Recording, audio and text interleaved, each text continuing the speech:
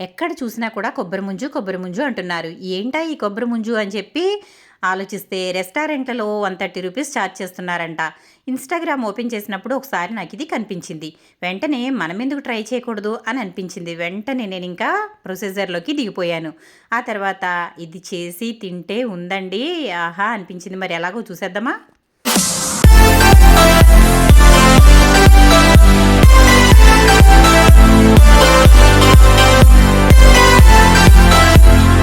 ఆ తర్వాత నేను ఇక్కడ కొబ్బరి నీళ్ళైతే తెప్పించానండి. అక్కడే మనకి కొబ్బరికాయలు అడిగితే ఇస్తాడు. ఈ విధంగా లేతగా ఉన్న కొబ్బరి అయితే తీసుకోవాలి. ఆ తర్వాత ఈ కొబ్బరి నీళ్ళని ఒక గిన్నెలోకైతే వేసుకుందాం.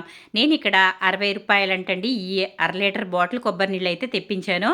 ఇంతకుముందు లీటర్ బాటిల్ 50 రూపీస్ ఉండేదండి. ఇప్పుడు బాటిల్ సైజు తగ్గుకుంటూ రేట్ అయితే పెరుగుకుంటూ వస్తుంది. చూసారు కదా, ఏలూరులో అయితే ఈ చిన్న బాటిల్ కొబ్బరి నీళ్ళు రూ. 60 అంటండి. ఆ తర్వాత కొబ్బరి నీళ్ళని ఒక గిన్నెలోకి అయితే ఇలా వేసేసుకున్నాను. వేసుకున్న తర్వాత స్టవ్ వెలిగించేసి పెట్టేశాను. ఇప్పుడు ఇందులో తీపిని బట్టి పంచదార అయితే వేసుకోవాలి. కొబ్బరి నీళ్ళు ఎక్కువ తీయగా ఉంటే గనక పంచదార తక్కువ వేసుకోవచ్చు. ఒకవేళ కొబ్బరి నీళ్ళు చప్పగా కానీ లైట్‌గా ఉప్పగా కానీ ఏమైనా ఉంటే గనక మనకి తీపి తగ్గట్టు పంచదార అయితే వేసుకోవాలి. నేను ఇక్కడ అర లీటర్ బాటిల్ తెప్పించాను కదా! అర లీటర్ కొబ్బరి నీళ్ళలోకి ఈ స్పూన్‌తో 3 స్పూన్లు అయితే పంచదార వేసుకున్నాను. ఇప్పుడు ఇది ఒకసారి ఈ విధంగా బాగా కలిపేసుకోవాలి. పంచదార కొబ్బరి నీళ్ళలో బాగా కరిగేలాగా ఒకసారి అయితే కలిపేసి చిన్న మంట మీద మరుగుతూ ఉంచాలి. ఆ తర్వాత ఇదిగోండి ఇక్కడ అగర్ అగర్ పౌడర్ తీసుకున్నాను. దీనినే చైనా గ్రాస్ అని కూడా అంటారు.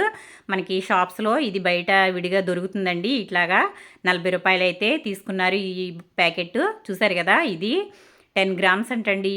ఇదైతే ఇంత అక్కర్లేదు, మనకి ఒక సగం అయితే తీసుకోవాలి.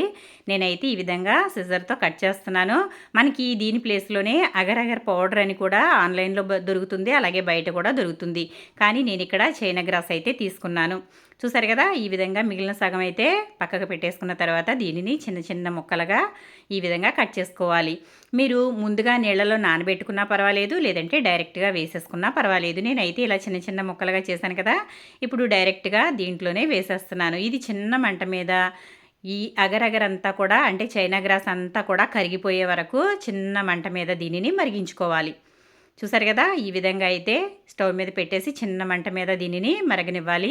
ఇది ఎక్కువసేపు అయితే పట్టదు, చాలా త్వరగానే చక్కగా మెల్ట్ అయిపోతుంది. ఆ తర్వాత ఇదిగోండి మనం తీసుకున్న లేత కొబ్బరి ఉంది కదా, ఈ లేత కొబ్బరిని చక్కగా చిన్న చిన్న ముక్కలుగా కట్ చేసుకోవాలి. సన్నగా స్లైసుల మాదిరిగా కట్ చేసుకుంటే బాగుంటుంది. చూసారు కదా, ఇలా అయితే సన్నగా అంతా కూడా కట్ చేసుకోవాలి. దీంట్లోకి ఈ లేత కొబ్బరే బాగుంటుందండి, ముదురుదైతే అస్సలు బాగోదు, గుర్తుంచుకోండి. చూసారు కదా, ఇలా చిన్న చిన్న ముక్కలుగా అయితే కట్ చేసేసుకుంటున్నాను. మరీ పెద్దగా ఉందనుకుంటే చిన్నగా కూడా చేసుకోవచ్చు, సన్నగా ఉంటే స్లైసులాగా బాగుంటుంది. ఇదిగోండి ఇప్పుడైతే మన స్టవ్ మీద అగరగర పౌడర్ చూడండి ఎంతవరకు వచ్చిందో, చక్కగా అది ఉడుకుతూ ఉంది. ఈ విధంగా అయితే కొబ్బరి అంతా కూడా ఇలా సన్నగా కట్ చేసేసుకున్నాను. మనకి బారుగా ఉన్నాయనుకుంటే కనుక ఇలా మధ్యలో కట్ చేసుకుంటే సరిపోతుంది. ఇంకా మన కొబ్బరి నీళ్ళు అయితే చూడండి ఒకసారి అగరగర అంతా కూడా చక్కగా కరిగిపోయింది. ఇప్పుడు ఇదంతా కూడా కరిగిపోయింది కదా, ఇంకా స్టవ్ అయితే ఆఫ్ చేసేసి ఇప్పుడు పక్కకు పెట్టేసుకుని బౌల్స్లో ఈ విధంగా వేసేసుకోవాలి. మీరు చిన్న బౌల్స్లో వేసుకున్నా పర్వాలేదు, లేదంటే కనుక పెద్ద బౌల్లో ఒకే బౌల్లో వేసేసుకున్నా కూడా పర్వాలేదు. నేనైతే ఇక్కడ ముంజులు అన్నాను కదా, కాబట్టి చిన్న బౌల్స్లో అయితే ఇలా వేస్తున్నాను. ఒక్కొక్క గరిటె వేస్తున్నాను. మరి నిండా కాకుండా హాఫ్ హాఫ్ అయితే వేసుకోవాలి. అంటే మనకి ముంజులు ఉంటాయి కదండి, ఆ ముంజు మనకి ఎంత అయితే ఉంటుందో అంతవరకు అయితే వేసుకోవాలి. ఇదిగోండి నేనైతే ఇక్కడ నాకు ఒక 6 గిన్నెల వరకు పట్టింది. అంటే నేను ఇక్కడ కొబ్బరి నీళ్లు తీసుకున్నది అర లీటర్ కాబట్టి నాకు ఇక్కడ 6 గిన్నెలు అయితే వచ్చాయి.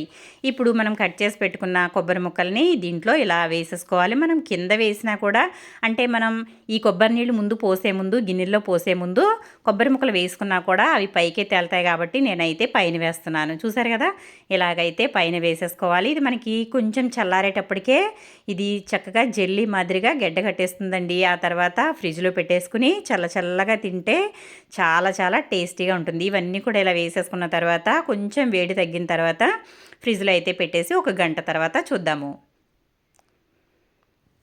ఒక గంట తర్వాత ఇదిగోండి మన కొబ్బరి ముంజు అయితే రెడీ అయిపోయింది. చూడండి అసలు కదలను కూడా కదలట్లేదండి, చక్కగా ముంజులాగా తయారైపోయింది. చాలా చాలా చక్కగా వచ్చిందండి. ఇప్పుడు దీనిని ఈ విధంగా చాకుతో సైడ్‌లో అయితే ఇలా కట్ చేసేసుకోవాలి. ఇలా తీసుకున్న తర్వాత ఇంకా సైడ్‌లు ఓపెన్ అయితే ఇది చక్కగా ఈజీగా ఊడి వచ్చేస్తుందండి. ఇంక మనం ఏం చేయక్కర్లేదు.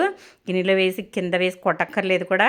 ఈ విధంగా ఒక సాసర పెట్టేసి ఇలా తిరగేస్తే ముంజనేది ప్లేట్‌లోకి వచ్చేస్తుంది. చూసారు కదా ఎంత బాగా వచ్చిందో చూడండి. కొబ్బరి ముంజు టేస్ట్ అయితే అద్దిరిపోయిందండి. మామూలుగా లేదు. మా పిల్లలైతే తిన్న వెంటనే మళ్ళీ చేయి మమ్మీ ఇంకొకసారి చాలా చాలా బాగుంది అనేసి అన్నారండి. అంత బాగుంది ఈ కొబ్బరి ముంజు. మరి రెస్టారెంట్ల కిందకండి ఇంట్లోనే మనం ఈజీగా ఈ కొబ్బరి ముంజుని తయారు చేసేసుకోవచ్చు. ఇప్పుడైతే నేను ఈ విధంగా చాకుతో కట్ చేస్తున్నాను.